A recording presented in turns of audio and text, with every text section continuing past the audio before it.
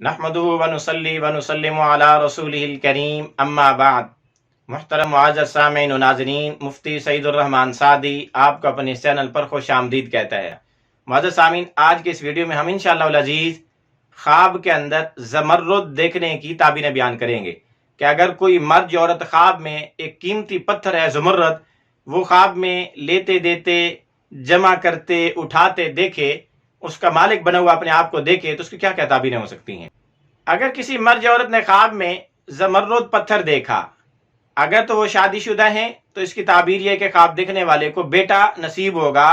اس کا بیٹا پیدا ہوگا، یا اسی طرح خواب دیکھنے والے کا بھائی پیدا ہوگا، یا اسی طرح خواب دیکھنے والے کو رزق حلال مال ملنے کی علامت و نشانی ہے۔ اسی طرح اگر کسی نے خواب میں اپنے پاس زمرد پتھر دیکھا، یا کسی سے لیتے دیکھا، یا کسی کو اپنی طرف گفٹ کرتے دیکھا، تو اس کی بات یہ ہے، اس کی تعبیر یہ ہے کہ خواب دیکھنے والے کو بیٹا ملے گا، یا اس کو کہیں سے نفع ملے گا، یا خواب دیکھنے والے کو اپنے بھائی سے کوئی دنیاوی فائدہ حاصل ہوگا۔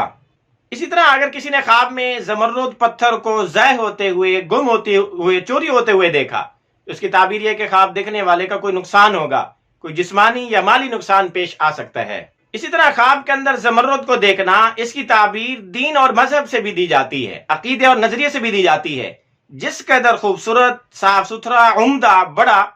زمرد کا پتھر دیکھے، اپنے دین، عقیدے، نظریے کے اچھے اور صاف ستھرے اعلیٰ ہونے کی نشانی۔ جس قدر اس میں نقص دیکھے، اتنا اس کے عقیدے، نظریے، دین میں فساد اور خرابی کی نشانی۔